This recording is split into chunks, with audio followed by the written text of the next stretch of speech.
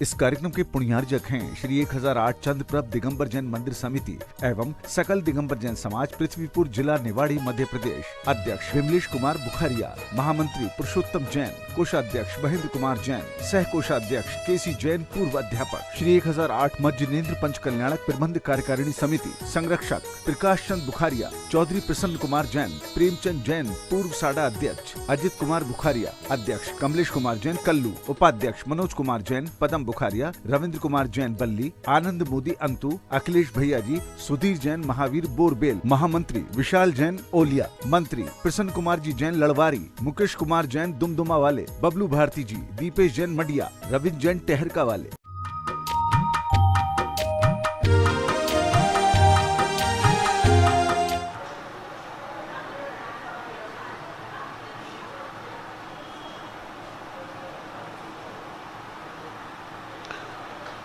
नमो अरिहन्ताणं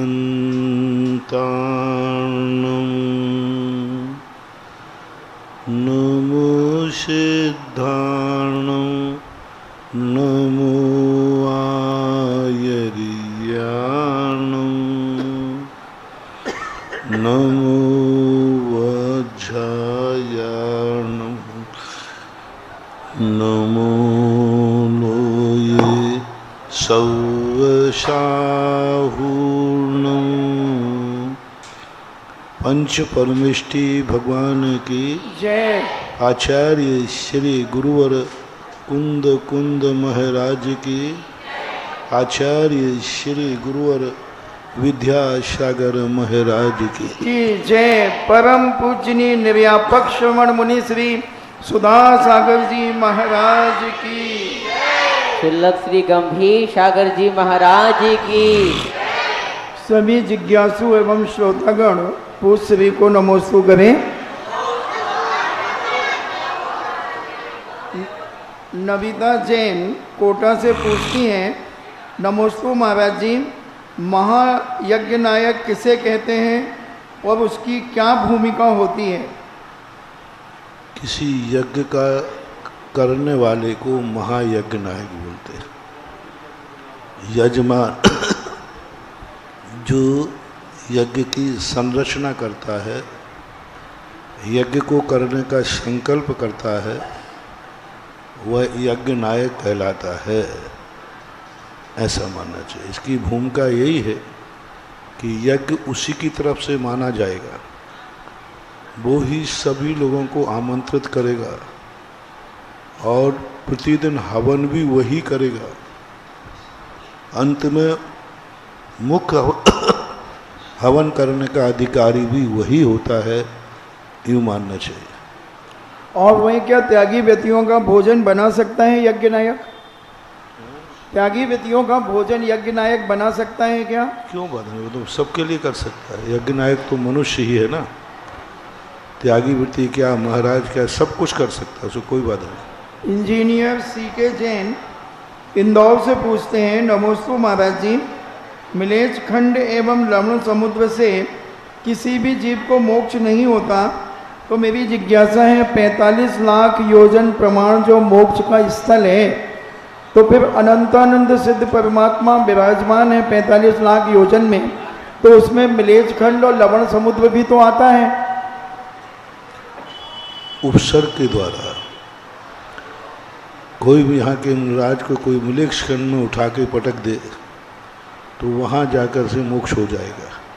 कोई रिद्धिधारी मुनिराज किसी मिलेक्ष खंड में जाकर के ध्यान में वहाँ के किसी पहाड़ पर बैठ गए तो वहाँ से मोक्ष हो जाएगा। वहाँ जन्म लेने वाले को मोक्ष नहीं है, वहाँ से कोई भी व्यक्ति जा सकता है मोक्ष के लिए। लवण समुद्र में भी किसी मुनिराज को उपसर्ग करके किसी ने फेंक दिया तो वो लवण समुद्र से भी मोक्ष जा सकते हैं। ऐसे अनंत मुनिराज हो गए जिन्होंने उपसर्ग के द्वारा जल में जाकर के समाधि ली, निर्माण प्राप्त किया। श्रीमती माधवी जैन बनगांव से पूछती हैं, नमोस्तु महाराज जी, मिथ्या दृष्टि प्रथम गुण स्थान से तृतीय गुण स्थान में भी जा सकता है या नहीं, इसमें दो मत हैं।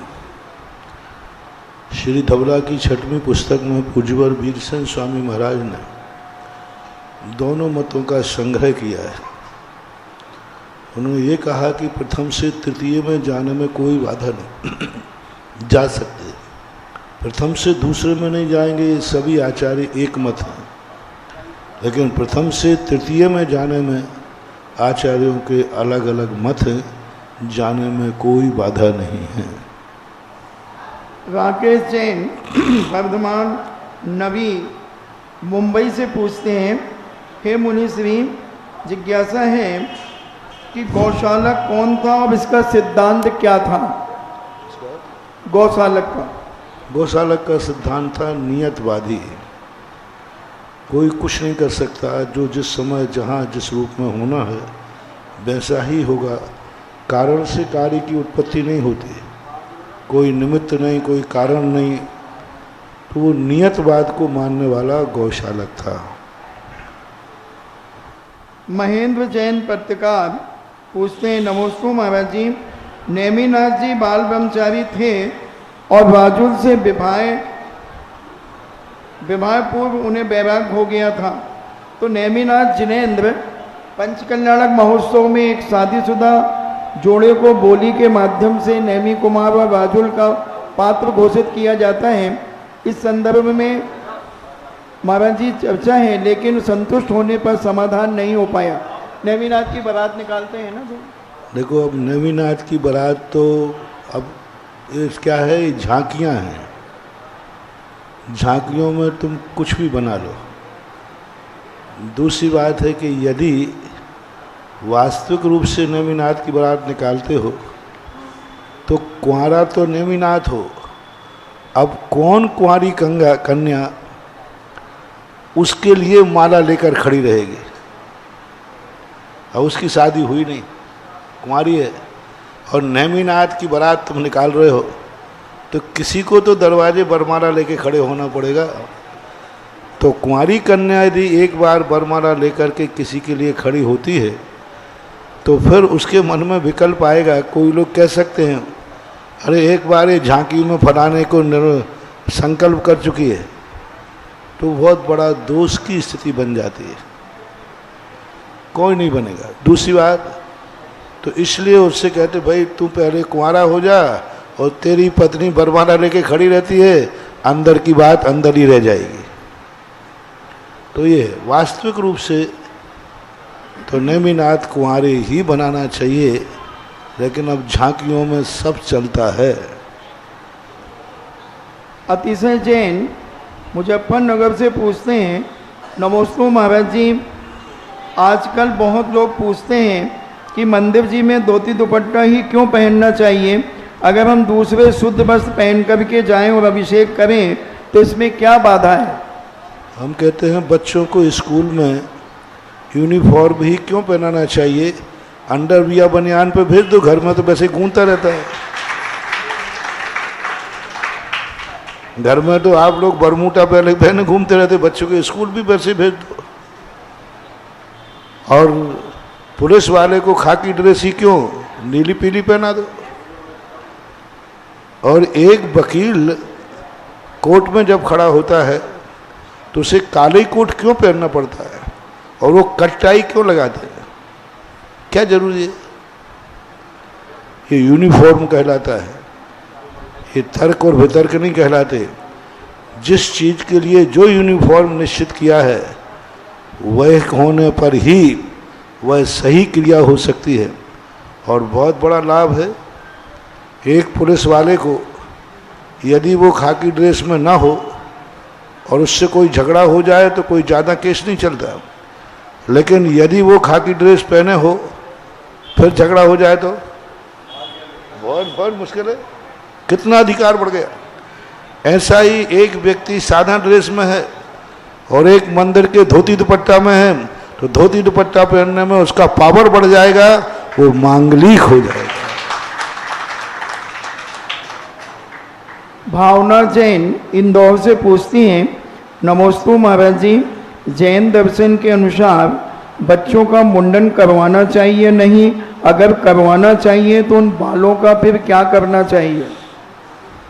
पूज्यवर जिनसेन स्वामी ने महापुराण के अंदर मौजीबंद के रूप में एक मुंडन की क्रिया का उल्लेख किया है और वर्तमान की परंपराएं भी ये चल रही हैं, इसलिए करवाने में कोई बाधा नहीं। राजीव जैन अमरपाटन से पूछते हैं, मेरे आराध्य पूज्य गुरुवर कोटि सा नमन।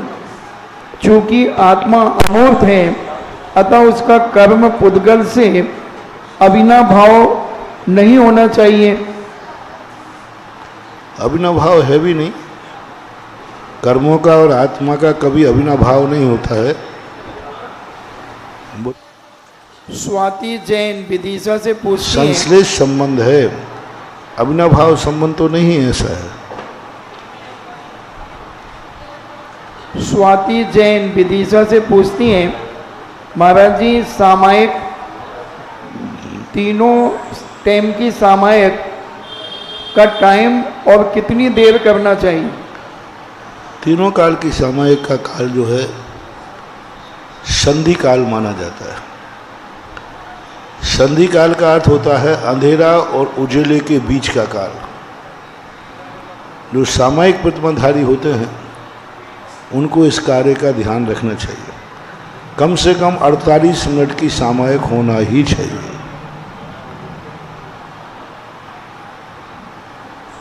विवेक जैन रानीपुर से पूछते हैं, मेरे आराध्य गुरुवर के चरणों में मेरे और मेरे परिवार का नमोस्तु। महाराज जी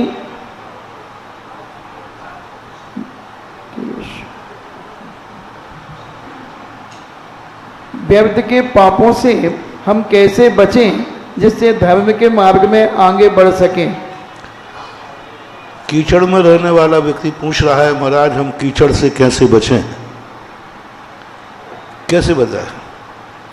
गृहस्थी में यदि पापों से बचा जाता तो फिर हम लोग बाबा जी काहे को बनते हैं?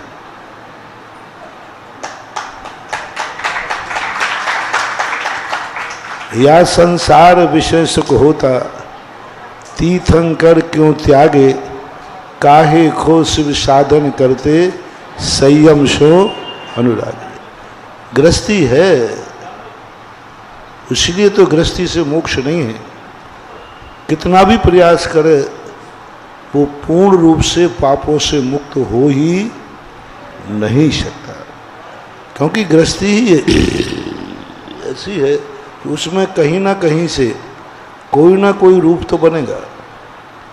हिंसा भी होगी, हो ही नहीं सकता हिंसा से। घर में झाड़ू तो लगाना पड़ेगी, घर में अग्नि तो जलाना पड़ेगी। किसान है तो खेती करना पड़ेगी, और खेती बिना हिंसा के कैसे? तो उसे होना ही पड़ता है कई स्थितियों में। आप ग्रस्त हो, आप पूर्णतः सत्य नहीं बोल सकते। आपको कोई वस्तु है तो उसको छुपा के रखना ही पड़ेगा, क्योंकि आप ग्रस्त हो। आपको ताला लगाना पड़ेगा, छुपा के रखना पड़ेगा। इसी प्रकार से सभी रूप में कहीं ना कहीं से कोई ना कोई पाप की स्थिति बनती है। ये बात अलग है कि ग्रस्त में जो पाप होते हैं वे पाप दुर्गति के कारण नहीं होते।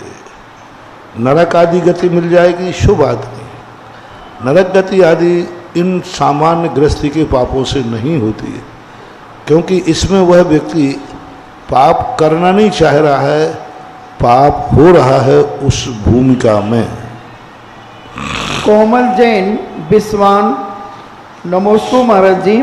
हम लोग जो प्रतिदिन की पूजन आदि करते हैं और उसी समय कोई त्योहार आ जाता है, पर्व आ जाता है, जैसे अक्षय तृतीया आदि पर्व, तो हम पर्व की पूजा शुरू में करें या फिर लास्ट में करें या बीच में करें? जब मर्जी पड़े तब करो, कर लो,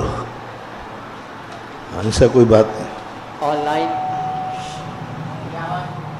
ऑनलाइन जिज्ञासाओं के पश्चात जिन वाणी चैनल, सुधा कलश चैनल और आदिनाथ चैनल के समक्ष विराजी सभी गुरु भक्तों की ओर से और साथ ही साक्षात गुरु जी के पावन चरण विराजित सभी मुनि भक्तों की ओर से पूज्य गुरुदेव के चरणों में कोटिशाह नमोस्तु नमोस्तु नमोस्तु।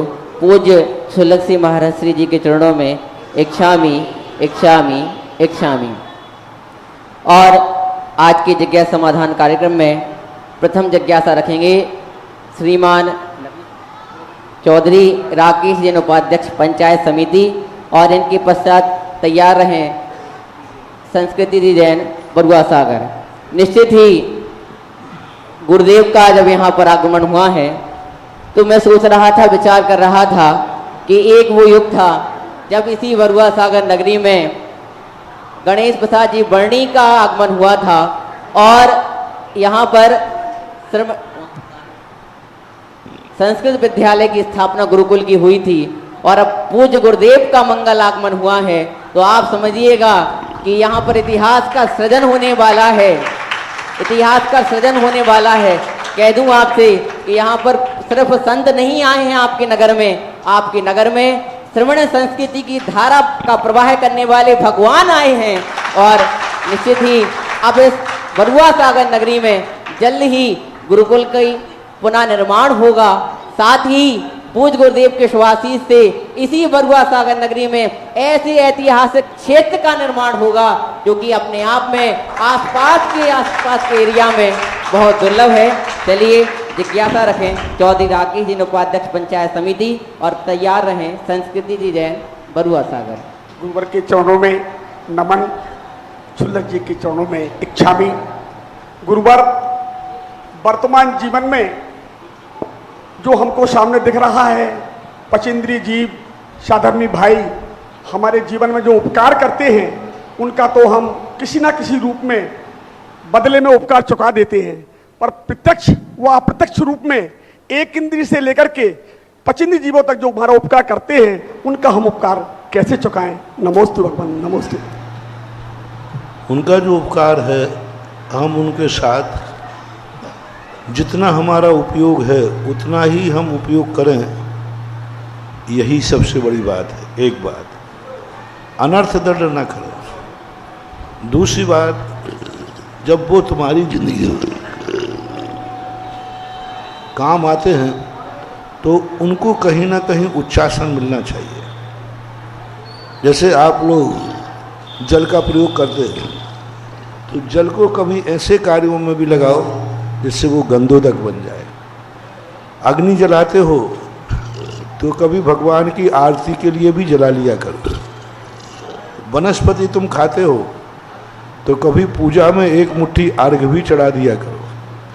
तो इन वनस्पतियों से, पांचों वन स्थावरों से हम यदि उपयोग करते हैं, जैसे आप जमीन पर मकान बनाते हैं तो कभी कभी किसी जमीन पर मंदिर भी बना दिया करो, तीर्थ क्षेत्र बना दिया करो। तो इससे ये उपकार के बदले चुक जाते हैं। पृथ्वी का उपकार का बदला ये है कि आप सारी दुनिया में कर्म करते हैं, पृथ्वी पर सब कुछ करते हैं। कुछ ऐसे स्थान बना देना चाहिए जहाँ व्यक्ति, जिस पृथ्वी पर स्थान पर व्यक्ति कर्म नहीं धर्म ही करेगा। इसी प्रकार सभी में ऐसा लगा लेना चाहिए। जिज्ञासा करेंगी कुमारी संस्कृति जैन, और तैयार रहें श्रीमती कुसुम जैन नायक।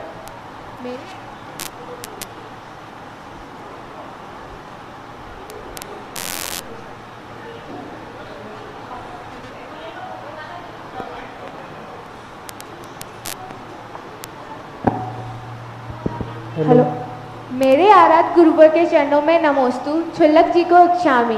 गुरुदेव, मेरी जिज्ञासा ये है कि पहले के ज़माने में जॉइंट फैमिली रहा करती थी, आजकल जॉइंट फैमिली क्यों नहीं रहा करती? रिश्तों में प्रेम क्यों नहीं रह गया? पहले जॉइंट फैमिली रहती थी, एक साथ परिवार रहता था, आज क्यों नहीं रहता, क्या कारण? जॉइंट फैमिली रहती थी, सबसे बड़ी व्यक्ति के लिए सब एक दूसरे की चिंता करते थे। आज व्यक्ति स्वार्थी होता जा रहा है। आज व्यक्ति अपनी ज़िंदगी में कुछ ऐसी प्राइवेसी कार्य करने लगा है जो सबके सामने नहीं कर सकता। उसकी स्वतंत्रता में बाधक बन रही है, स्वच्छंदता में। सबके साथ रहने पर उसको एडजस्ट करना पड़ता है। सबके साथ रहते हैं तो मन माफिक नहीं चल सकता, इसलिए व्यक्ति स्वच्छंद होता जा रहा है। इसलिए आज व्यक्ति संयुक्त रहना पसंद नहीं करते, और संयुक्त रहने में जितने फायदे हैं एकाकी रहने में कोई फायदे है ही नहीं। सबसे ज़्यादा हार्ट अटैक की बीमारी क्यों बढ़ रही है, टेंशन क्यों बढ़ रहे हैं, शुगर क्यों बढ़ रही है, ब्रेन हेमरेज क्यों बढ़ रहे हैं, बहुत जल्दी बुढ़ापा क्यों आ रहा है, बहुत जल्दी टेंशन क्यों होता है, बहुत जल्दी चिड़चिड़ापन क्यों आता है। उस सब का कारण एक ही है कि कोई भी भार है उसको स्वयं उठाना है, बांट नहीं सकता। अकेला रहता है ना, अब अकेला है, कोई भी भार आ गया अब उसी को टेंशन है, उसी को विकल्प है कि कल क्या होगा, उसी को विकल्प है बाहर गया है तो उसको टेंशन है घर का क्या हो रहा होगा, घर में बच्चे अकेले हैं। अब वो बाहर है, टेंशन यहाँ है, कोई भी घटना हो जाए उसको मालूम है कि हमारा सब कुछ खत्म हो गया, क्योंकि सब मेरे ऊपर आना। और संयुक्त फैमिली में ही होता है, वो बाहर गया है 2 दिन ज़्यादा भी लग जाए तो क्या फर्क पड़ता है, परिवार के और लोग भी तो है। कोई घाटा हो गया तो ज़्यादा टेंशन नहीं, 4 भाई हैं बांट लेंगे। तो जितने आज जो टेंशन बढ़ रहे हैं, लोगों की सहिष्णुता खत्म हो रही है, सहनशीलता खत्म हो रही है, थोड़ी में उत्तेजना आती है, क्रोध आता है, उसका मूल कारण है संयुक्त फैमिलियों का अभाव और अकेली फैमिलियों का सद्भाव। जितना जितना व्यक्ति अकेला होता जाएगा ग्रस्त, उतना उतना ज़्यादा उसका टेंशन चिड़चिड़ापन बढ़ता जाएगा। जिज्ञासा करेंगी श्रीमती कुसुम जैन और तैयार रहे श्रीमान सिंगई अनिल जैन चुन। पूज्य गुरुदेव के चरणों में कोटिशाह नमोस्तु। इच्छामी महाराज जी, महाराज श्री, कोई बचपन से सोचता है महाव्रत धारण करने का, व्रतों को धारण करने का, लेकिन वो जीवन भर ये उसकी भावना पूर्ण नहीं हो पाती है। इसका क्या कारण है महाराज जी? उसका पुरुषार्थ में कमी है या कोई और कारण है? धर्म करने के लिए भी पुण्य चाहिए, वो पहले से ही ऐसा पुण्य लेके नहीं आया है कि उनको अनुकूल वातावरण मिल जाए। दूसरी बात है कि उसके सामने ऐसी परिस्थितियां उसने रोप ली हैं कि उन परिस्थितियों को सुलझाए या धर्म करे। तो वो तो पहले विचार करे कि हमें धर्म करना है, वैसी ही अपनी गृहस्थी बसाए, वैसा ही अपने परिवार को बनाए, वैसा ही वो व्यापार धंधा करे और उसी क्षेत्र में व्यापार करे जहाँ पर धर्म का वातावरण है। तो ये समस्याएं हो सकती हैं, बाकी गृहस्थी तो गृहस्थी ही है। जिज्ञासा करें सिंगई अनिल जैन चुन और तैयार रहेंगी कुमारी निहारिका जैन रानीपुर। गुरुवर के चरणों में कोटि कोटि नमन। फुल्लक जी के चरणों में इच्छामी। गुरुवर, मेरी जिज्ञासा है कि भटकते हुए मन को कैसे हम कंट्रोल में करें। कोई भी हमसे काम कहता है, मैं उसके काम में आ जाता हूँ, और जब मुझे उनकी ज़रूरत पड़ती है तो वो मुँह मोड़ लेते हैं। इसका मुझे समाधान करें महाराज जी। मन को कंट्रोल नहीं किया जाता, मन को परिवर्तित किया जाता है। मन पर कंट्रोल करोगे, रोक लगाओगे, वो विद्रूप हो जाएगा, भड़क जाएगा। मन को निरोध नहीं किया जाता, मन को परिवर्तित किया जाता है। बच्चे को रोका नहीं जाता, बच्चे को रोकोगे वो और विद्रूप होगा। बच्चों को बहलाया जाता है, उसका उपयोग हटा दो, दूसरी तरफ न जाकर वो दूसरा कार्य में लग जाता है। ऐसे ही मन बच्चे के समान होता है, इसको रोका नहीं जाता, इसको बहलाया जाता है। इसको कहीं ना कहीं ऐसा रमा दो जिससे गलत कार्यों में न जावे। कोई व्यक्ति हमसे मुख मोड़ रहा है तो हमें ये भी सोचना चाहिए कि शायद उसको ये अनुकूल नहीं है, वह नहीं चाहता है कि मैं आपका सहयोग करूं। तो कोई बात, आपने उसका सहयोग किया है तो कोई बड़ी बात नहीं, पुण्य आपको भी बंधा है। हम सामने वाला मेरा सहयोग करेगा इसलिए मैंने सहयोग किया था, तो वो हमारा सहयोग भी व्यर्थ जाता है। सामने वाले की हमें अपेक्षा नहीं रखना है, वह हमारा सहयोग करे उसकी मर्जी, ना करे उसकी मर्जी। हमारा कर्तव्य था, हमने उसका सहयोग किया, वो पुण्यबंध तुम्हें होगा। जिज्ञासा करेंगी कुमारी निहारिका जैन रानीपुर और तैयार रहें माननीय रमेश जैन जी मावा भामासाई जी। मेरे और मेरे परिवार की ओर से गुरुवर के चरणों में नमोस्तु नमोस्तु नमोस्तु। छुल्लक जी के चरणों में इच्छामि इच्छामि इच्छामि। महाराज श्री, मेरी जिज्ञासा यह है कि जो हमारे फैमिली मेंबर में कोई मंदिर नहीं जाता है, धर्म नहीं करता है, और हम बार बार उसे करने के लिए फोर्स करते हैं, जिससे हमें कभी कभी क्रोध भी आ जाता है, तो ऐसी परिस्थिति में हमें पुण्य बंद होता है या पाप बंद होता है? हमें ये करना चाहिए या नहीं करना चाहिए?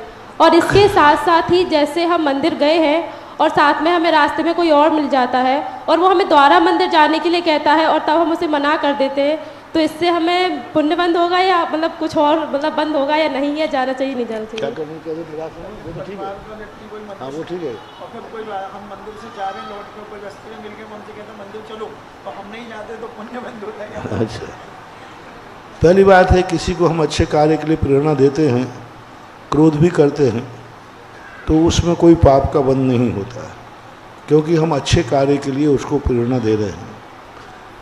दूसरी बात है, यदि हम मंदिर होकर के आए हैं और किसी ने मंदिर जाने को पुनः कहा और हमारे पास टाइम नहीं है, तो मना करने में कोई ज़्यादा दोष नहीं लगता। लेकिन यदि तुम कहीं बाजार से घूम के आए हो और सहेली आ जाए, बोले चलो पुनः घूम जाएं, तो फिर क्या करोगे? चली जाती। तो इसी प्रकार से इस पर सोचना चाहिए कि ठीक है, यदि मौका मिल रहा है तो अच्छा है, इसके बहाने हमें दोबारा दर्शन मिल जाएगी। फिर भी आवश्यकता अनुसार यदि मना करते हैं तो कोई विशेष दोष नहीं। जिज्ञासा करें रमेश चंद्र जैन मावा और तैयार रहे श्रीमती पूनम अमित जैन बरुआ सागर। जो भरते हैं गागर में सागर, वचन सिद्धि के सागर।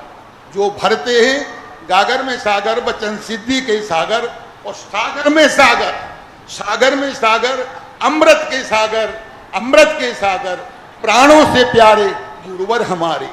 अरे तालियां तो बजाई लो। प्राणन से बुंदेलखंडी, प्राणन से प्यारे गुरुवर हमारे, और ले लो आशीष इनकी, हो जाए न्यारे बारे, हो जाए न्यारे बारे। महाराजू के चरणों में नमोस्तु, छोले जी को चरणों में इच्छामि। महाराज जी, जिज्ञासाएं तो अनेक थी, पर आपके दर्शन मास से सब उत्तर मिल गए। और हमारी एक अभिलाषा है, आपके चरणों में विनय है कि हम मुनि चालीसा लिखना है, उसके लिए हमें आशीर्वाद दें। जिज्ञासा करें मुनि चालीसा लिखना है, आशीर्वाद दें। और सब चालीसा है, अभी मुनि चालीसा में नहीं मिला, तो आपके दर्शन मास से ये जल्दी से जल्दी आपके चरणों में नमोस्तु भगवान, नमोस्तु भगवान। जिज्ञासा करें श्रीमती पूनम अमित जैन और तैयार रहे पंडित अरुण मिश्रा जी बरुआ सागर।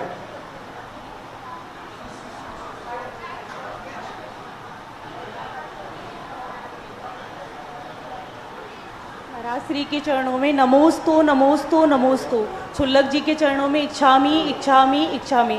महाराज श्री, मेरा प्रश्न यह है कि हम देखते हैं कि हमारे जैन समाज में लोग अपना काफ़ी समय धर्म, ध्यान और सामायिक में लगाते हैं, पर एक्चुअल परिस्थिति ऐसी आती है कि उनको जब धर्म साध करना होता है तो वो चाहे कर भी नहीं कर पाते, उनका क्रोध और दूसरी इच्छा उन पर हावी हो जाती है। तो महाराज श्री, हमें क्या करना चाहिए?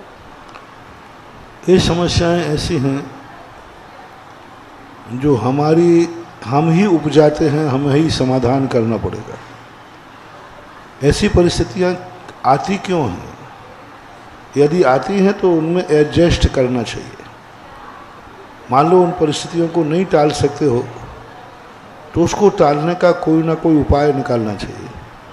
उसी क्रिया को आगे पीछे कर लो, अथवा उसी क्रिया में संक्षेपीकरण कर लो, कहीं ना कहीं एडजस्टिंग करना पड़ेगी। संसार में समस्याएं तो प्रतिदिन रहेंगी। संसार में कितना भी तुम सावधानी करो, वहाँ कोई ना कोई कमी तो रह ही जाती है। उस कमी को एडजस्ट करना ही हमारी कुशलता होना चाहिए। कोई अलग से ऐसा मंत्र नहीं है जो मैं तुम्हें दे दूँ कि वो तुम्हें समस्याओं से निजात दिला दे, ऐसा नहीं है।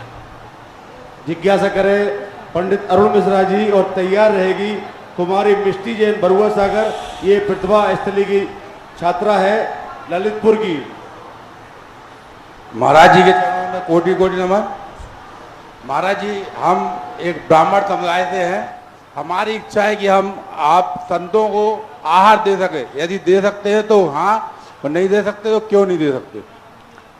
आज वर्तमान में जो धर्म की स्थितियां हैं वो सामाजिक व्यवस्थाओं के अंतर्गत आता है।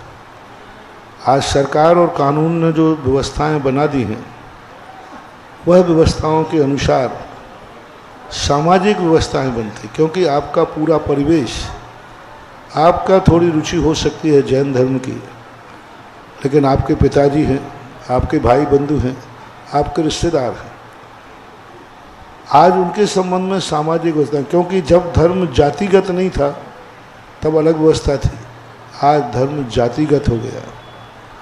आज हम पूछते हैं कि तुम क्यों देना चाहते हो जैन साधु को आहार? महाराज जी, मन से अंदर से इच्छा होती है। क्यों क्यों कौन क्यों देना चाहते हो?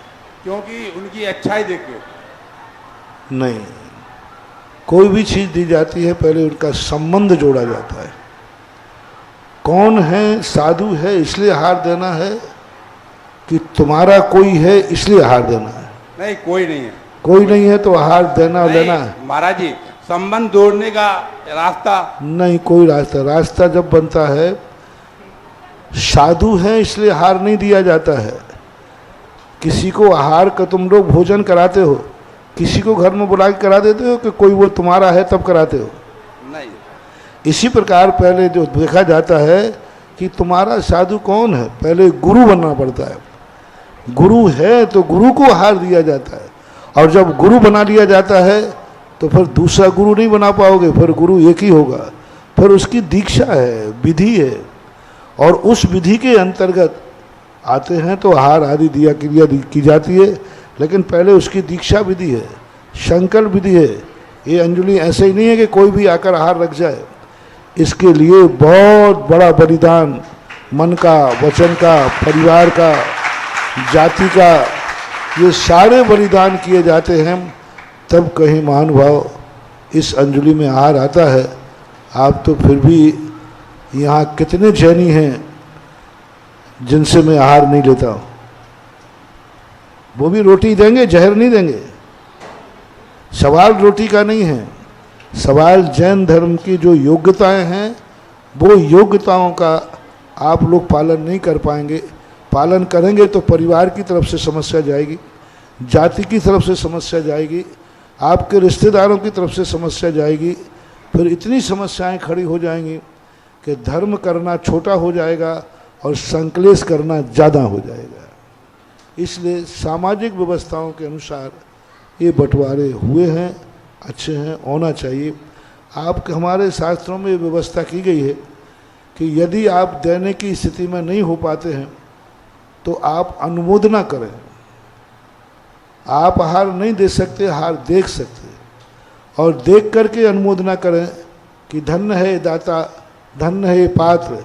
यदि ये भाव कर लिया तो चिंता मत करो, एक भाव के बाद तुम जैनी बनना और जम के आहार देना। सागर की ज्ञानोदय पाठशाला में कई वर्षों से आ रहा है और जैन धर्म में बहुत रुचि है। अब जिज्ञासा करेगी कुमारी मिष्टी जैन बरुआ सागर, और तैयार रहें श्रीमान दीपक जैन दिगंबर जैन पंचायत समिति कोषाध्यक्ष। महाराज जी के महाराज जी के चरणों में मेरा बारंबार नमोस्तु नमोस्तु नमोस्तु। छुल्लक जी के मेरे चरणों में बारंबार इच्छामी इच्छामी। महाराज जी मेरा प्रश्न ये, देखो सभी जिज्ञासु से मेरा कहना है, एक बार नमोस्तु और एक बार इच्छामी बोलना है, 3 बार नहीं।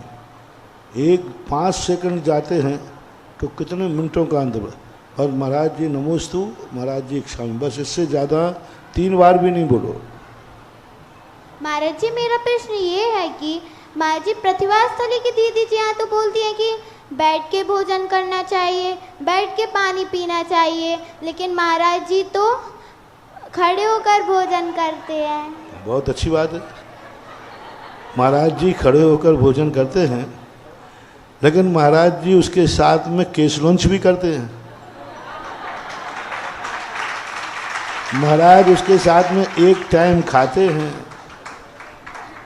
महाराज जो हैं कितनी चीज़ों का त्याग करते हैं, तो ये सब चीज़ें भी तो होना चाहिए। अकेला वही क्यों देखते हैं। और दूसरी बात, जो कपड़े पहनते हैं उनको बैठ के करना चाहिए, और जो नहीं पहनते हम लोग जैसे, उनको खड़े होके करना चाहिए। देखो छुल्लक जी भी हैं तो ये भी बैठ के करते हैं कि नहीं करते। हाँ, इनका लंगोटी दुपट्टा छुड़ा लेना, ये खड़े होके करने लग जाएंगे। ऐसे एक बार हुआ, ठंड के दिन थे, तो महाराज की शुद्धि देख गया, तो हम लोग नहाते तो है नहीं, इतने हाथ धोते इतने पैर धोते कि चले जा। उसने भी बंद कर दिया। उसने कहा भाई तू प्रतिदिन कहाँ जाता है, नहाता तो है ही नहीं। बोले आप पिताजी, पापा आप चुप रहो, हम आजकल महाराज जी के भक्त बन गए हैं, जो महाराज जी करेंगे वही हम करेंगे। महाराज जी भी नहीं नहाते थे, हाथ धोते। और पिताजी घबरा गए कि तू क्या करता है। वो मेरे पास लेके आ गए, बोले महाराज जी मैं आपका पक्का चेला कर रहा हूँ, आप भी इतने ही हाथ धो के हार को उठ जाते। तो मैंने कहा ठीक है। मैंने कहा बेटा हम हाथ पैर धो करके फिर कपड़े तो नहीं पहनते, तो हाथ पैर धोकर कपड़े क्यों पहनता है। तो बोले हमें शर्म लगती है। तो हम कि जिनको शर्म लगती है वो यहाँ से नहाते हैं। तो व्यवस्थाएं अलग अलग हैं, उसके साथ इनका त्याग देखो, धर्म देखो, ये व्यवस्थाएं कहलाती हैं। ऐसा मानना चाहिए। आप लोग ग्रस्त हैं, आपको बैठ कर के ही खाना चाहिए, जैसे छुल्लक जी भी बैठ के ही खाते हैं। साधु हैं, साधु हैं, साधना है, लेकिन चूंकि वस्त्र होने से बैठ कर के ही व्यवस्था बनाई गई है। जिज्ञासा करें दीपक जैन पत्रकार, कोषाध्यक्ष दिगंबर जैन पंचायत समिति, और तैयार रहे कुमारी वैशाली जैन बरुआ सागर। हेलो, गुरुदेव के चरणों में नमोस्तु नमोस्तु नमोस्तु। गुरुदेव, संकल्प और विकल्प में क्या अंतर है। संकल्प अच्छा होता है, विकल्प द्वंद्व होता है। विकल्प द्वंद्व है, विकल्प अस्थिर दशा है। विकल्पों में व्यक्ति टूटता है, और संकल्प में व्यक्ति विल पावर बढ़ता है, इच्छा शक्ति, कुछ करने का मन होता है। विकल्प में व्यक्ति दुविधा में पड़ता है, और संकल्प में व्यक्ति निर्णय में जाता है, मुझे यह करना है। जिज्ञासा करें कुमारी वैशाली जैन, और तैयार रहे कुमारी नैना जैन सकरार। महाराज श्री के चरणों में नमोस्तु, छुल्लक श्री के चरणों में इच्छामि इच्छामि इच्छामि। महाराज श्री मेरा प्रश्न है, एक आदर्श बेटी कौन है, उसमें कौन कौन से गुण होने चाहिए। एक आदर्श बेटी कौन है। आदर्श बेटी है, संक्षेप में ये बता दूं कि ससुराल में जाने के बाद सासू यदि उस बहू की माँ की प्रशंसा कर दे कि इसकी माँ कैसी होगी जब इसकी बिटिया ऐसी है, तो बस ये सबसे बड़ा आदर्श है। सासू से अपनी माँ की प्रशंसा सुनवा दो। बहुत कठिन है, बहुत कठिन है।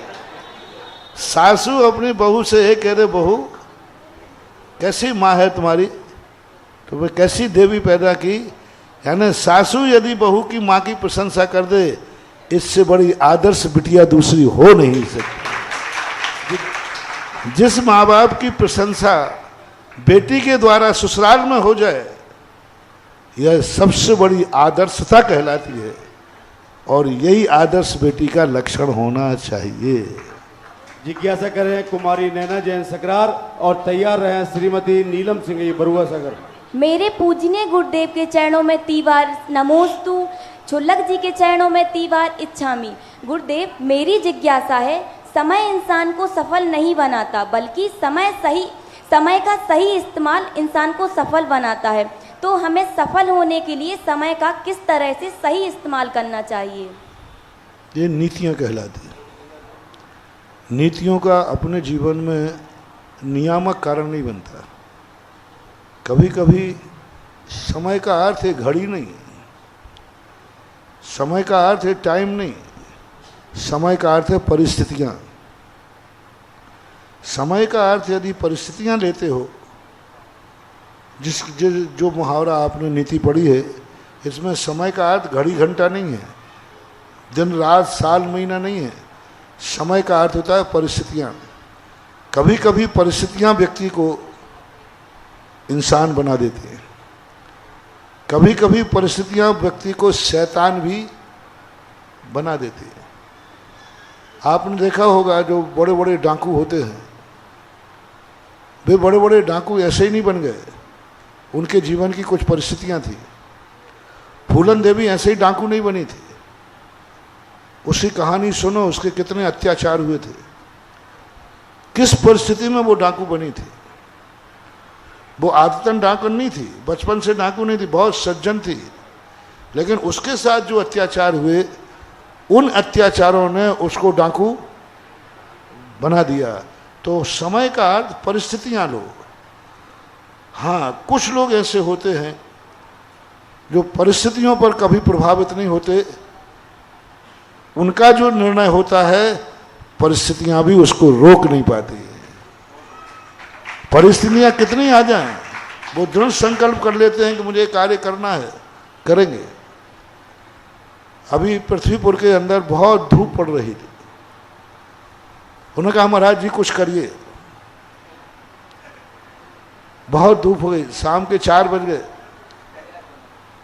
मैंने आगे कहा कि देखो, मेरा निर्णय है, प्रकृति को मैं रोकूंगा नहीं और प्रकृति से मैं रुकूंगा नहीं।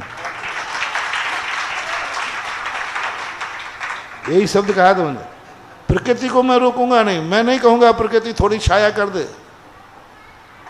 प्रकृति को मैं रोकूंगा नहीं और प्रकृति से मैं रुकूंगा नहीं। और मैंने ये कह करके कहा, चलो रथ को शुरू करो। जय गुरुदेव। जिज्ञासा करें श्रीमती सिंगई नीलम जैन और तैयार रहें विमलेश कुमार जी जैन, अध्यक्ष पृथ्वीपुर जैन समाज।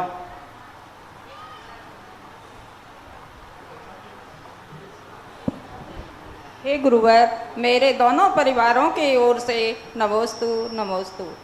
विदेह क्षेत्र में तीर्थंकर के अलावा सामान्य जीव क्या मोक्ष जा सकते हैं? विदेह क्षेत्र से तीर्थंकर के अलावा क्या सामान्य जीव मोक्ष जा सकते हैं? हाँ, जाते हैं ना, बहुत तीर्थंकर तो कितने होते हैं। एक एक तीर्थंकर के काल में हजारों हजारों मुनि मोक्ष चले जाते हैं। सामान्य भी जाते हैं, उपसर्ग से भी जाते हैं। जिज्ञासा करें विमलेश कुमार जी जैन बुखारिया, अध्यक्ष जैन समाज। और तैयार रहे श्रीमान चौधरी संजय कुमार जैन, प्रबंधक गुरुकुल बरुआ सागर। पुंगो श्री सुधासागर जी के चरणों में त्रिवार नमोस्तु नमोस्तु नमोस्तु। छुल्लक जी के चरणों में इच्छामी इच्छामी इच्छामी। हे महाराज जी, मेरी जिज्ञासा है कि भारतवर्ष में क्या सभी जगह माँ को ही सबसे ज़्यादा क्यों प्रधानता दी जाती है? माँ को प्रधानता क्यों दी जाती है हर काम में? सभी कामों में माँ को प्रेफरेंस क्यों दी है? माँ को विश्वास क्यों, माँ का विश्वास सबसे ज़्यादा क्यों किया जाता है मेरी जगह से? क्योंकि माँ के उपकार और अधिकार, कर्तव्य और अधिकार बहुत ज़्यादा है। एक और माँ कर्तव्य की मूर्ति है, तो एक बार प्रकृति ने उसको अधिकार भी दिया है। पुरुष को कर्तव्य और अधिकार दोनों एक साथ इतने नहीं मिले जितने माँ को मिले। माँ की कर्तव्य की भूमिका बहुत ज़्यादा है और उसको अधिकार भी दिया गया है। तो जब बालक को पालन करने के लिए उसको कर्तव्यनिष्ठ होना पड़ता है, पुरुष पलायन हो जाता है। आप देखना, यदि आप पुरुष की गोदी में बच्चा हो और चुप करने से नहीं रो रहा है, 2-3 बार कहे चुप हो जा, तो पुरुष को एक झापड़ मारता है। चुप होता है कि नहीं होता? और माँ जब बच्चा रोता है तो थापड़ नहीं मारती, उसको सीने से लगाती है, उसको दूध पिलाती है, उसको समझाती है। बस यही माँ का है कि रोने वाले बालक की उसकी अज्ञानता समझकर उसको थप्पड़ मारने की अपेक्षा उसे प्यार करती है। और पुरुष थोड़ी ही देर में चिड़चिड़ापन हो गया, पड़ा कैसे ले जाए।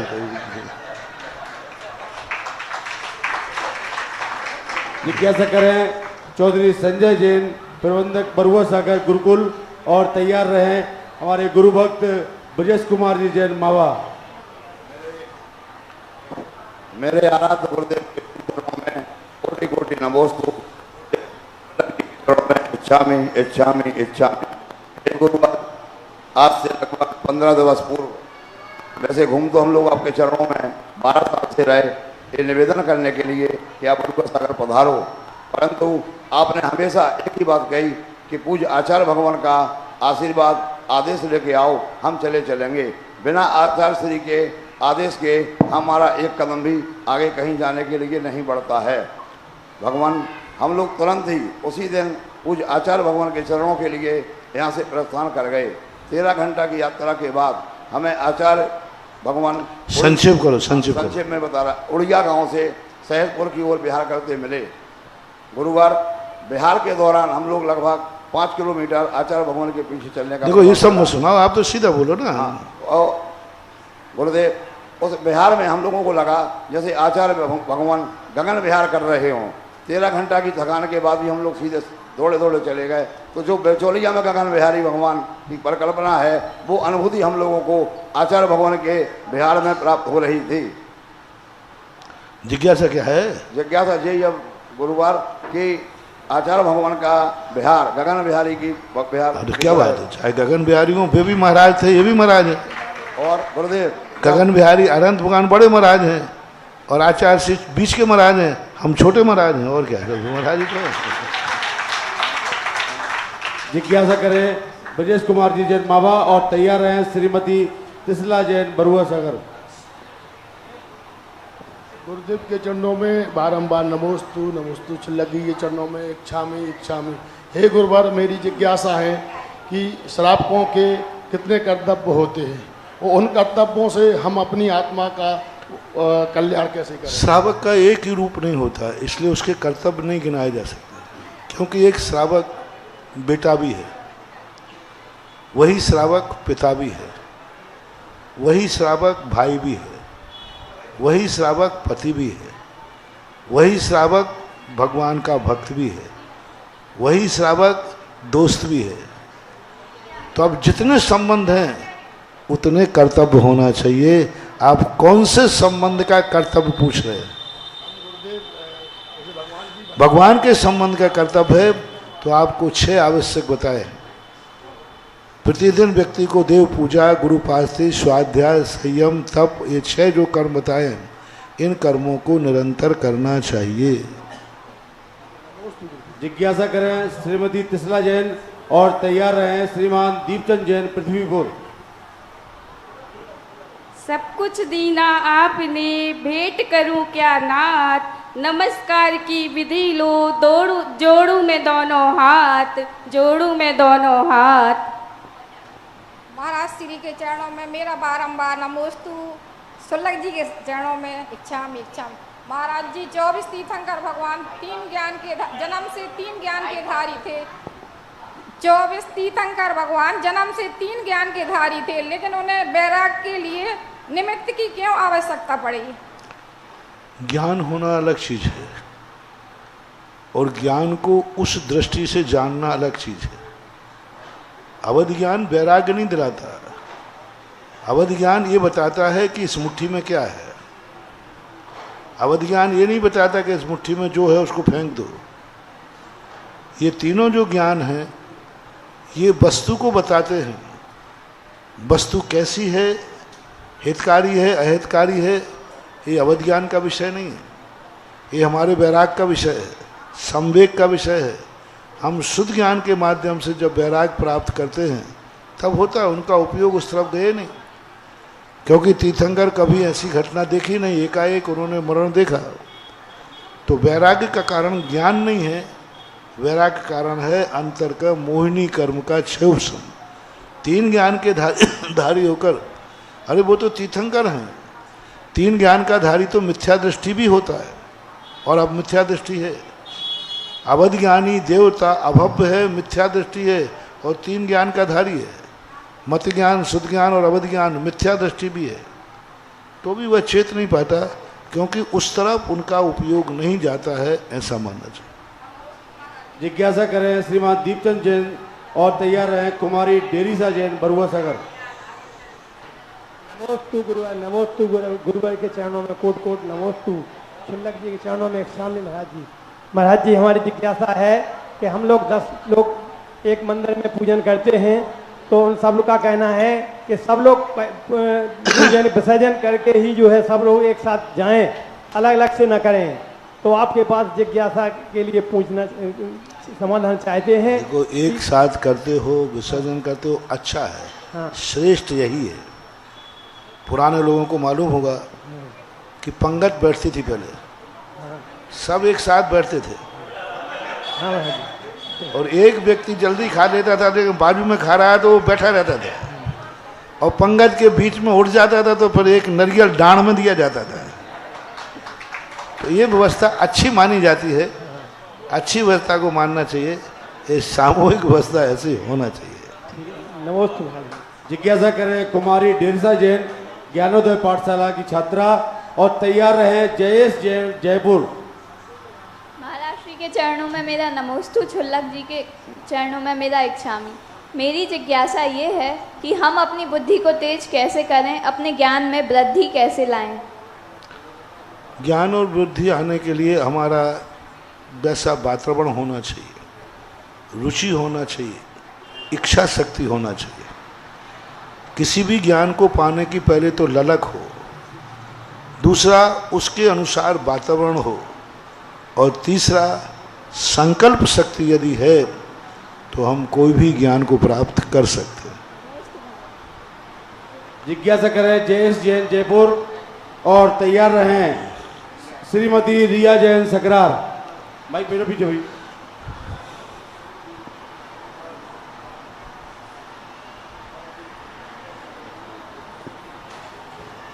महाराज जी के चरणों में बारंबार नमोस्तु, और छुल्लक जी के चरणों में इच्छामी। महाराज जी, मेरा प्रश्न ये है कि अगर एक मान लो कि एक डाकू जा रहा हो और वो कहीं पे छुप जाए क्योंकि उसको कोई मारने के लिए आ रहा हो, फिर वो आपसे उसका पता पूछे डाकू का कि वो कहाँ पे है, ताकि वो उस डाकू को मार सके, तो आपको पता बताना चाहिए या नहीं? क्योंकि अगर आप बताओगे तो उस डाकू की हिंसा हो सकती है, अगर आप नहीं बताओगे तो वो डाकू और लोगों की हिंसा कर सकता है। तो आप पुलिस में हैं कि आप मुनि महाराज हैं कि आप श्रावक हैं? आप श्रावक हैं, आपको बताने में कोई आपत्ति नहीं है, क्योंकि नहीं बताओगे तो वो कितनों को मार डालेगा, कितनों की चोरी करेगा, इसलिए बताने में कोई आपत्ति नहीं। आप गृहस्थ हैं तो, हम लोग साधु हैं तो मौन हो जाएंगे, लेकिन आप लोगों की भूमिका में यदि ये ना माना जाए तो फिर गवाह क्यों लिए जाते हैं? गवाह का अर्थ क्या है?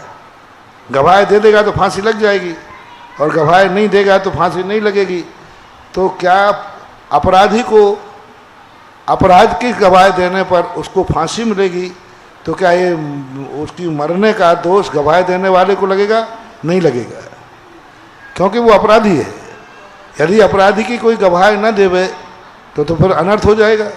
ये गुंडे तत्व तो क्या होते हैं, इसलिए तो पनपते हैं क्योंकि उनकी कोई गवाह देता नहीं है।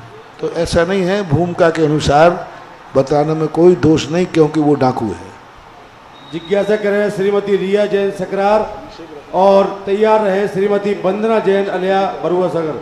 सकल दिगंबर जैन समाज की ओर से पूज्य गुरुदेव के चरणों में अनंत बार नमोस्तु, छुल्लक जी के चरणों में इच्छामी। गुरुदेव, मेरी जिज्ञासा ये है कि हम गृहस्थ में रहते हैं महाराज श्री, तो हम गृह कार्य और धर्म कार्य में कैसे तालमेल या सामंजस्य बिठाएं? महाराज जी, कभी कभी ऐसा होता है कि हमें मतलब मंदिर के कार्यों में आगे होना है, तो ग्रह में जो हमारे घर में विकल्प पैदा होते हैं, और महाराज जी अगर हम धर्म के कार्य में आगे नहीं जा पाते हैं तो हमारे मन में विकल्प पैदा होते हैं। महाराज श्री समाधान देखो, ग्रह मैंने अभी पहले भी कहा था, समस्याएं हर गृहस्थ के पास हैं।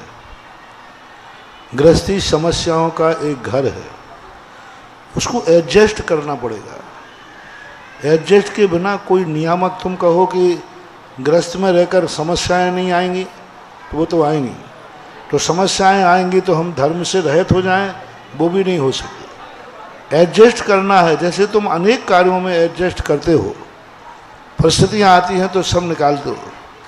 एक व्यक्ति ने कहा, महाराज जी मैं अभिषेक करने के बाद यदि मुझे जल्दी कार्य हो, ओम शांति, बच्ची आवाज़ नहीं, यदि मैं जल्दी अभिषेक करके चला जाऊं और पूजा ही नहीं कर पाऊं तो कभी कभी। मैंने कहा हाँ ठीक है, कर सकते हो। कभी कभी ऐसा जिंदगी में मौका आया क्या, स्नान कर पाए हो और भोजन नहीं कर पाए हो? ये भी तो प्रश्न करो। महाराज कभी कभी मैं स्नान तो कर लूं लेकिन भोजन नहीं कर पाऊं तो? और महाराज ऐसा तो कभी हुआ ही नहीं, क्योंकि कितनी भी परिस्थितियां हो, भोजन का समय तो जल्दी जल्दी करोगे।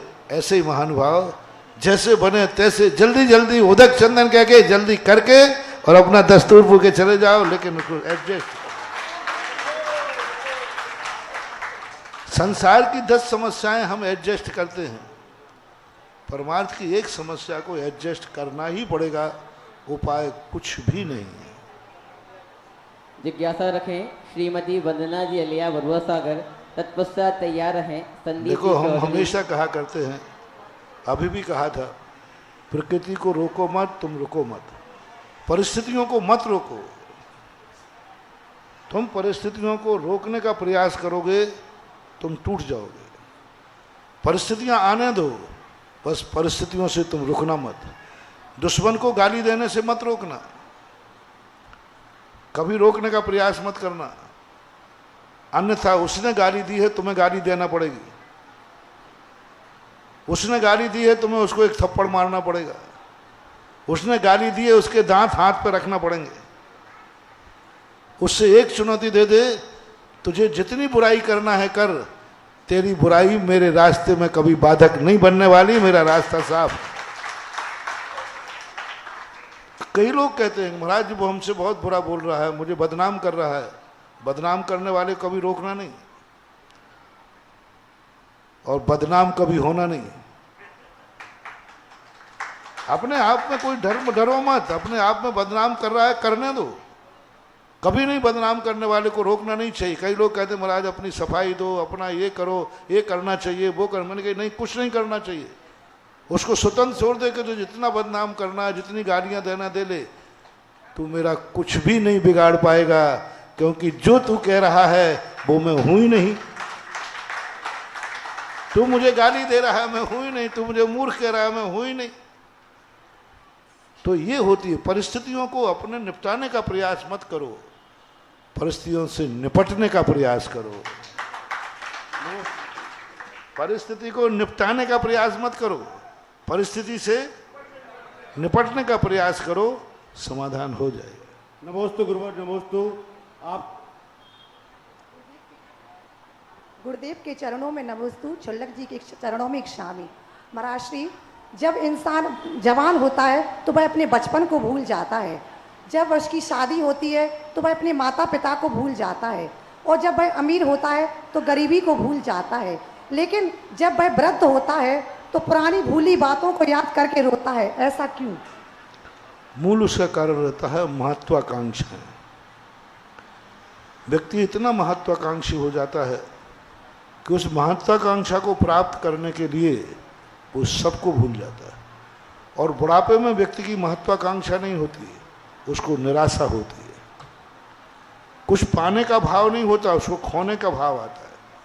जवानी में, बालक में उसका कभी महत्वाकांक्षा, मुझे कुछ करना है, मुझे कुछ पाना है, अभी मैं बहुत कुछ करूँगा, इनके झगड़े तंटों में नहीं पड़ना है, किस किस की याद करूँगा, अभी मौज बहुत काम करना है। हम मम्मी पापा की चिंता करें, अपने बच्चों की चिंता करें, अपनी लाइफ की चिंता करें, कैरियर की चिंता करें, तो उस उम्र में उसको अपना खुद का कुछ दिखता है और बुढ़ापे में उसको कुछ करने में समर्थ नहीं है।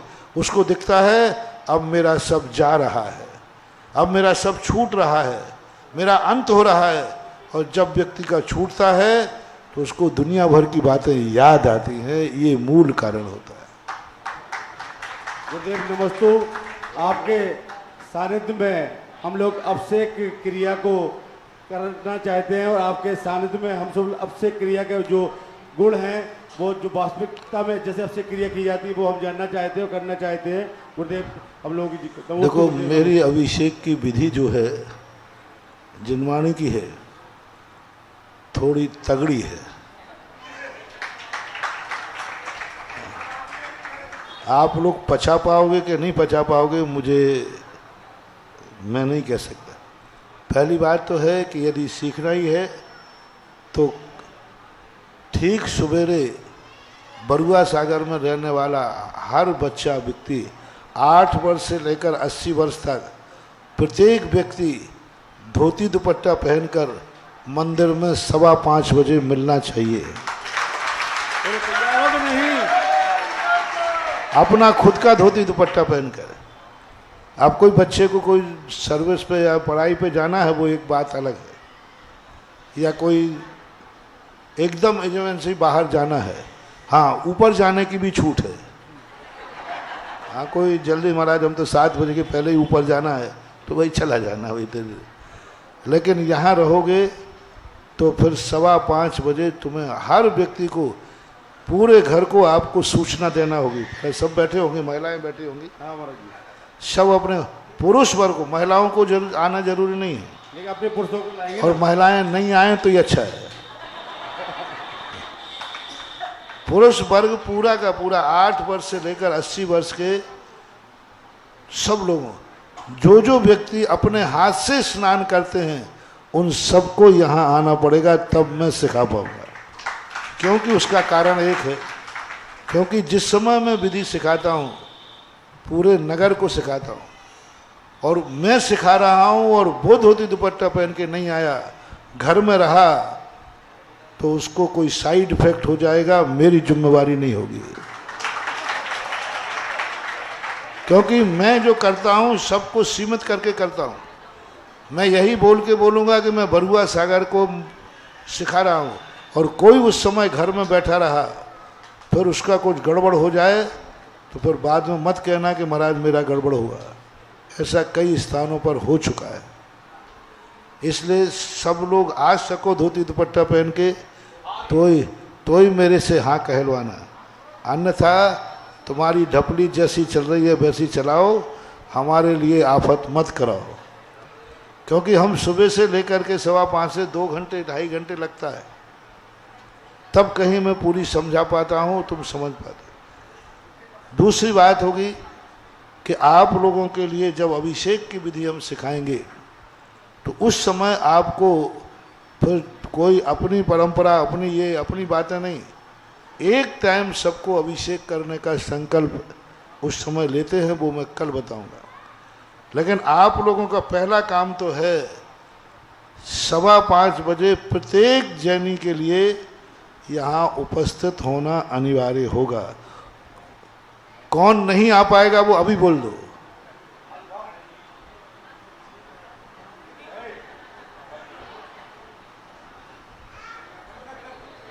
हाथ यूं नहीं करना, यूं करना है।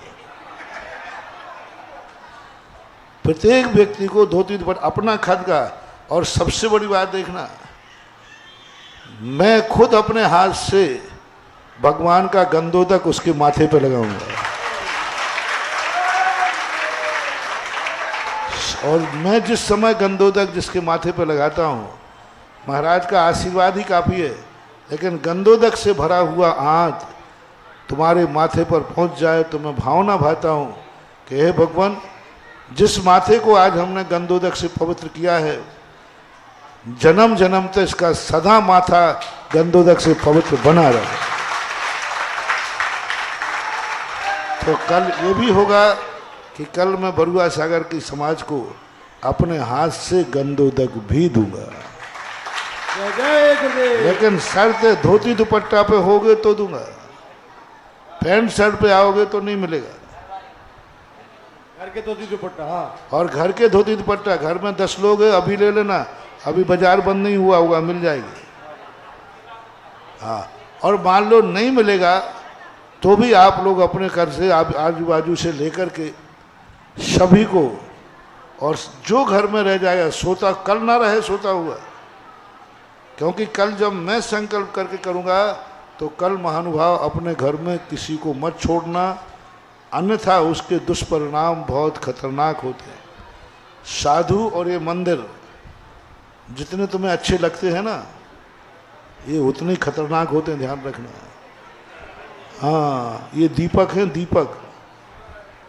ये भगवान, ये मंदिर कल बताऊंगा मैं, ये मंदिर दीपक हैं, गुरु दीपक हैं।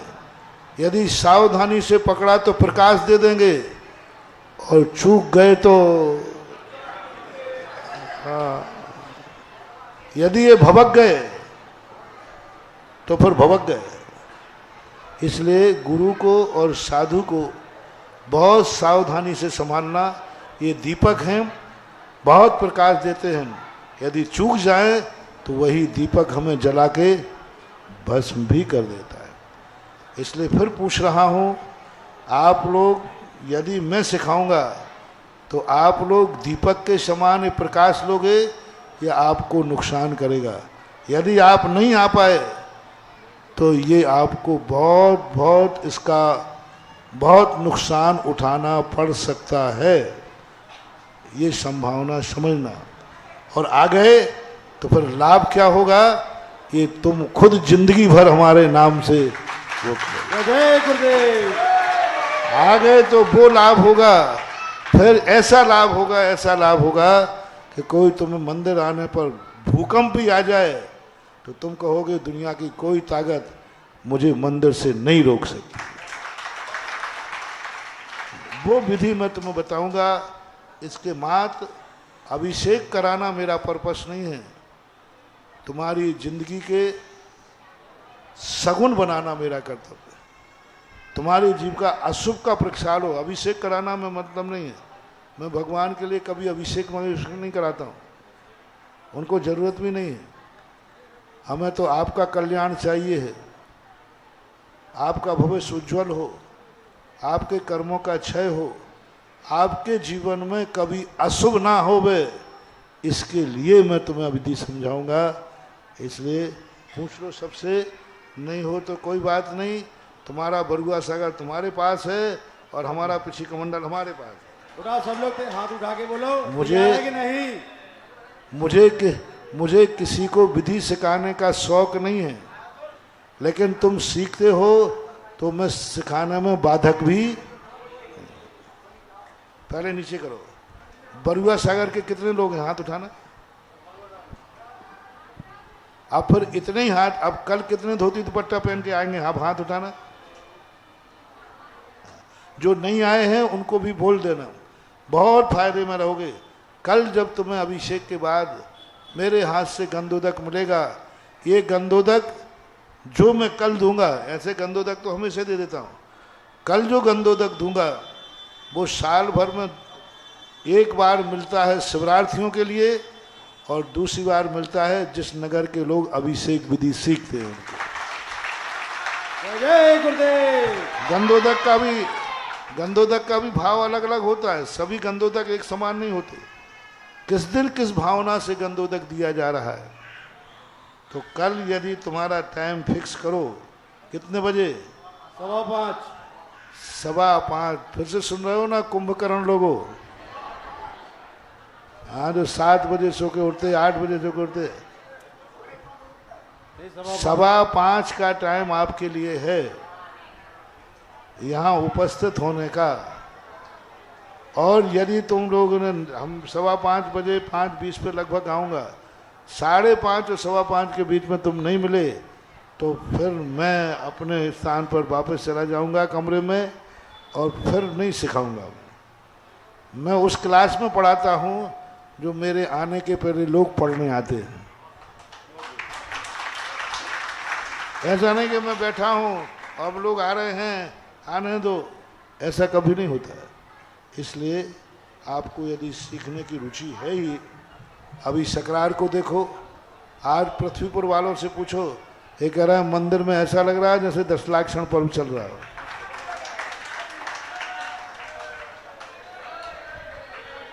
तो फिर से वो समय निश्चित करूं कि नहीं करूं? 5:15 है 5:15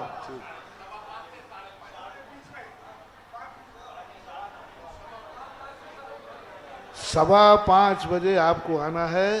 5:30 के बीच में पूरा लोग आना चाहिए। उसके बाद गेट बंद भी करवा सकता हूं। जय जय गुरुदेव। महाराज श्री एक ऑनलाइन छोटा सा प्रश्न है। महाराज श्री के चरणों में नमोस्तु। अगर किसी व्यक्ति की शादी के 2 दिन पहले परिवार में बुजुर्ग व्यक्ति की मृत्यु हो जाए तो विवाह होना चाहिए या नहीं? अरे मेरे से पूछ के क्यों उपद्रव करते हो बातों का? हम वैसे विवाह के समर्थक नहीं हैं, भगवान करे टल जाए। फिर भी सारी परिस्थितियां जब हो जाती हैं और इन परिस्थितियों में तुम फंस जाते हो कि बारात भी आ चुकी है, जा चुकी है, बहुत सारे खर्च भी कर चुके हो, बुकिंग भी आदि सब हो चुकी है, तो उसमें कुछ क्रियाओं को यदि रोक सको तो रोकना ही बेटर है। श्रेष्ठतम श्रेष्ठ वही है कि रोक देना चाहिए 13 दिन के लिए। नहीं रोक सकते हो तो फिर वो पूर्ण विवाह विधि में आप पूजा नहीं कर सकेंगे, विशेष अर्घ्य आदि नहीं चढ़ा सकेंगे। दिक्कत वाली बात तो है, लेकिन फिर वही बात है, विपत्ति काले मर्यादा नास्ति, मजबूरी का नाम। हाँ, फिर तो कई ऐसे घर देखे हैं कि इधर बारात आई हुई है, उधर दादी जी चली गई, तो लोग कमरा बंद करके कपड़ा डाल करके फेरे फेर लेते हैं, बोले दादी जी सो रही है, वो चली गई। अब करें क्या? अब बारात सामने लग चुकी है, कार्यक्रम चल रहा है और दादी चली जाए तो अब क्या करोगे? बारात लौटाओगे क्या? परिस्थितियां हैं, परिस्थितियों के लिए देख करके करना निषेध भी नहीं है और विधान भी नहीं। जय जय गुरुदेव। अब वो यहाँ गुरु विराजमान हैं और गुरुदेव के आरती होगी, उसके लिए बोली के माध्यम से आरती होगी। साक्षात गुरु विराजमान है और ऊपर आचार्य गुरुवर विद्यासागर विराजमान है। 3 साधुओं की एक साथ आरती, उसके लिए कौन सौभाग्यशाली व्यक्ति है? कहाँ से बोली को प्रारंभ करें? गुरुदेव की आरती के लिए 11,111 रुपया, 11,111 रुपया एक, 11,111 रुपया, 11,111 रुपया। कौन भाग्यशाली परिवार जो गुरुदेव की यहाँ आरती करे? पूरे संपूर्ण परिवार और उसके रिश्तेदार आकर यहाँ आरती करेंगे, उसके लिए 11,111। और हमारा आपसे निवेदन है कि जो परिवार आरती की बोली ले वही आरती करे, बाकी थोड़ी देर बाद आरती करे। होता क्या कि सभी लोग एक साथ आ जाते तो पता ही लगता कौन परिवार आरती कर रहा है। उसके लिए 11,111 रुपये एक सीखता करेंगे, 11,111 रुपये दो, 11,111 रुपया 12 क्या होती? 21,221 रुपया, 21,221 रुपया एक, 21,221 रुपया, 21,221 रुपया एक, 2, 2.5, पौने 3 और 3। ये सौभाग्य प्राप्त किया है श्रीमान सुभाष चंद्र जी, संजय कुमार जी, श्रीमती मालती देवी जैन, उनके सुपुत्र श्रीमान सुभाष चंद्र जी, संजय कुमार जी और सुनील कुमार जी कल्लू अलिया ने ये आरती का सौभाग्य प्राप्त किया। जोरदार करते तली से स्वागत सम्मान। आपके भाव ऐसे ही बने रहे, पूरा परिवार यहाँ आए और गुरुवर के समक्ष आरती करे। पीछे भैया आपकी भावना 12,000 रुपए में बन रही थी, आप 11,000 में अपनी भावना बना के आ जाएं। कोई बात नहीं, उन्हें भी भेज दो, वो भी आ जाएं, आप भी आ जाओ और 11,000 वाले भी आ जाए, तीनों लोग आ जाओ, पूरे परिवार यहाँ आ जाए। भैया नाम बता दें, आपकी 25,000 की भावना किसकी थी? भैया नाम बता दें, बस अब 3 ही ये जो पुण्यार्जक हैं यही रहेंगे। आप सभी लोग अपने स्थान पर बैठेंगे, बाद में अपना भैया आप लोग अपना नाम बता दें कहाँ से। धर्मेंद्र जी आप कहाँ से आए आप लोग? करगवा जी झांसी से। धर्मेंद्र जी, ऋषभ कुमार जी, धर्मेंद्र कुमार जी, भैया आप ये जयपुर से भैया हैं। और भैया नाम बता दें। सौरभ जैन, शालू जैन, जयेश जैन, परियुल जैन। सौरभ जैन, सालू जैन, जयेश जैन और प्रवेश जैन ने ये बोली का स्वागत किया। जोरदार करतल ध्वनि स्वागत और सम्मान। मैं इन तीनों पुण्यार्जक परिवार को यहाँ आमंत्रित करना चाहता हूँ। बाकी सभी लोग अपने स्थान पर बैठे और उसके बाद आरती। आज की जो बात दोपहर की बात हुई वो समाज से कह दी। दोपहर में जो मीटिंग की थी, उसकी बात कहना है ना। सुने एक बात और, एक मिनट रुक जाए। 1 मिनट गुरुदेव आपके सामने कुछ बात रख रहे हैं, ध्यान से सुनो, महिलाएं भी और पुरुष भी। आज सुबह में प्रातःकाल गुरुकुल गया था। गुरुकुल को देख करके ऐसी स्थिति बनी, आज दोपहर में मीटिंग में सब बात कही। यदि बरुआ सागर को हमने सुबह भी कहा था, बरुआ सागर का कोई विशेषता है तो एक ही है कि यहाँ एक संस्कृत गुरुकुल है, बाकी सारी दुनिया एक समान है। इसलिए कम से कम अभी उसको जीवित करने के लिए 10 कमरे विद्यालय के और 10 कमरे छात्रावास के, यदि बरुआ समाज ये दोनों काम करती है तो विद्यालय को फिर हम सैकड़ों वर्षों के लिए जीवित करने की बात कर सकते हैं। लेकिन एक छात्रावास कम से कम 10 कमरों का हो और विद्यालय 10 कमरों का हो। जो विद्यालय अभी विद्यमान में है वो वर्तमान की विद्यालय के योग्य नहीं है और ना ही उसमें छात्र रह सकते हैं। वे कमरे छात्रावास के योग्य नहीं हैं।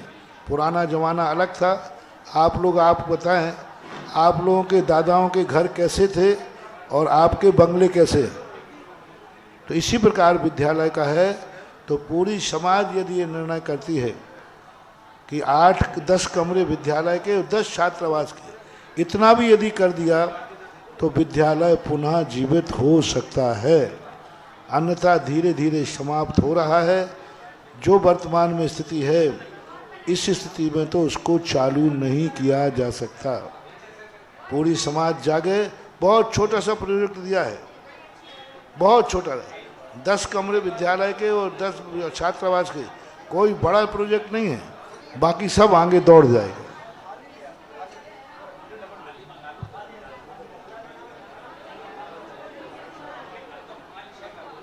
आज दोपहर में एक बैठक हुई जिसमें गुरुदेव की भावना है कि ऐसा पुण्यार्जक परिवार अगर पूरा खानदान भी अगर एक मंजिल बनाना चाहे तो बना सकता है, क्योंकि बड़े बड़े परिवार हैं और अगर बड़े बड़े परिवार एक साथ एक मंजिल बनाएंगे तो उस पूरे परिवार की भावना विद्यालय से जुड़ेगी। भावना यही है कि ऐसे 2 परिवार आ जाएं जो एक विद्यालय बना देवे 1 मंजिल और 1 मंजिल 10 कमरों का छात्रावास बना देवे।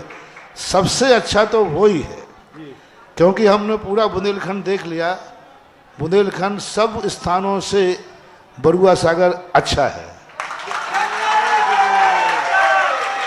बना सकता है। यदि दम हो तो एक मंजिल का छात्रावास 10 कमरों का और एक वही शिलान्यास करे और वो एक मंजिल बनावे और फुटकर बनाने वाले जो कमरे आएंगे वो दूसरी मंजिल से चालू हो जाएंगे। बहुत बढ़िया महाराज जी। एक परिवार ने बोली ली, एक परिवार की संख्या देखो आप, क्या ये छात्रावास नहीं बनाएंगे? बिल्कुल बनाएंगे महाराज जी, बना सकते हैं।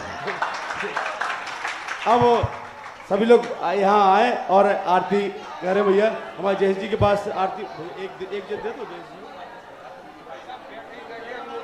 सभी लोग बैठे रहे हैं।